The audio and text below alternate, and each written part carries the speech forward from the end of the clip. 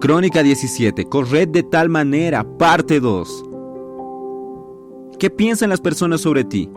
¿Será que reconocen en ti a alguien que contempla un galardón, el cual es invisible a los ojos del mundo, y que también corres con el fin de alcanzar ese galardón? En el capítulo anterior vimos que necesitamos correr la carrera espiritual de manera que alcancemos el premio. Y la palabra de Dios refuerza este punto cuando en Hebreos 12:1 claramente dice: por tanto nosotros también, teniendo en derredor nuestro tan grande nube de testigos, despojémonos de todo peso y del pecado que nos asedia, y corramos con paciencia la carrera que tenemos por delante. Aquí vemos que se nos ha propuesto una carrera, y nos corresponde decidir si queremos correr o no queremos correr esta carrera. La Biblia nos anima a correr esta carrera con perseverancia, y también nos dice que hay una gran nube de testigos alrededor nuestro. ¿Mas qué significa una nube de testigos? De acuerdo con Éxodo, la nube indica la dirección que debemos seguir, así como lo muestra claramente Éxodo capítulo 13, versículos 21 y 22. Jehová iba delante de ellos, de día en una columna de nube para guiarlos por el camino, y nunca se apartó de delante del pueblo la columna de nube durante el día, ni de noche la columna de fuego.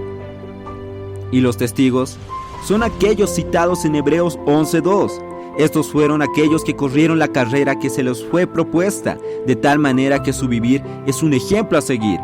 Ellos tuvieron un vivir de fe.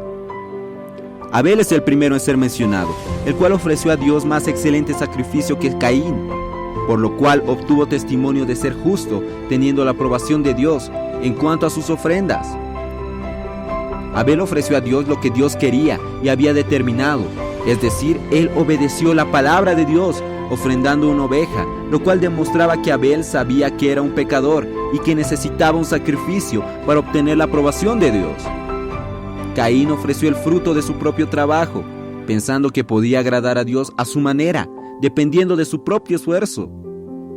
Realmente, ¿cuánto tenemos que aprender de la actitud de Abel? Por otro lado, Enoc vemos que anduvo con Dios y fue arrebatado. Y hoy, a pesar de que vivimos en esta era, debemos seguir ese ejemplo. Debemos andar con Dios viviendo en el Espíritu, buscando y pensando en las cosas de lo alto. Ahora también Noé, divinamente instruido acerca de lo que ocurriría, siendo temeroso de Dios, preparó un arca. Hoy nosotros también somos instruidos divinamente cuando contactamos la palabra de Dios y nos alimentamos diariamente de la palabra. Mucho de lo que ganamos de la palabra ya se ha realizado, se está realizando, mas hay algunas palabras que no se han realizado aún. Por eso es que necesitamos creer en la palabra de Dios sin importar la oposición que pueda aparecer. Abraham, cuando fue llamado, obedeció inmediatamente. El Señor nos llama muchas veces, pero ¿cuántas veces obedecemos? Él anduvo como peregrino en una tierra ajena, porque esperaba una ciudad que tiene fundamentos, de la cual Dios es el arquitecto y el constructor. ¿Será que hoy vivimos como peregrinos en esta tierra? ¿O estamos echando raíces como si fuésemos a permanecer por toda la eternidad en este mundo? En Hebreos 11, 13 al 15 leemos que conforme a la fe murieron todos estos sin haber recibido lo prometido, sino mirándolo de lejos y creyéndolo y saludándolo y confesando que eran extranjeros y peregrinos sobre la tierra. Porque los que esto dicen claramente dan a entender que buscan una patria, pues si hubiesen estado pensando en aquella de donde salieron, ciertamente tenían tiempo de volver. ¿Qué lección tenemos aquí? ¡Qué preciosa lección! El vivir de ellos manifestaba lo que estaba en su corazón. Ellos aspiraban a una patria superior, es decir, una patria celestial. Si hubiesen estado ligados a su patria terrenal, podrían haber vuelto, pero no lo hicieron. Ahora nosotros, ¿a qué aspiramos? ¿A algo terrenal o a algo celestial? Lamentablemente, muchas veces cuando nos debilitamos, deseamos volver a nuestra situación anterior, a la patria terrenal. Necesitamos tener la revelación del destino que Dios nos preparó para que siempre aspiremos a lo que es celestial.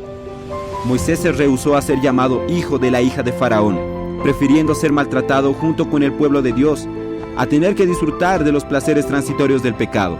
Consideró el oprobio de Cristo como riquezas mayores a los tesoros de Egipto, porque contemplaba el galardón. Él abandonó Egipto y no se amedrentó por la ira del rey. Antes permaneció firme, como mirando a aquel que es invisible. Y esto lo vemos en el capítulo 11, versículos 24 al 27. Aquí tenemos un ejemplo grande y notorio. ¿Cuántas veces, cuando estamos entre nuestros amigos y colegas, preferimos no ser reconocidos como hijos de Dios? Algunas veces los placeres del pecado claman muy fuertemente en nuestro interior. Necesitamos ser despertados para correr adecuadamente en nuestra carrera espiritual. Debemos alegrarnos al ser reconocidos como cristianos, aquellos que corren con una meta sublime. Todos esos hombres y los demás citados en Hebreos 11 nos dejan un testimonio.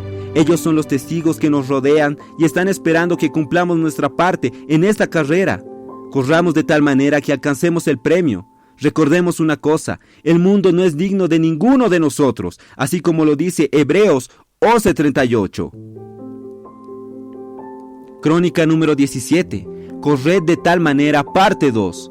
Necesitamos tener una revelación del destino que Dios nos preparó con el fin de que siempre aspiremos a lo que es celestial.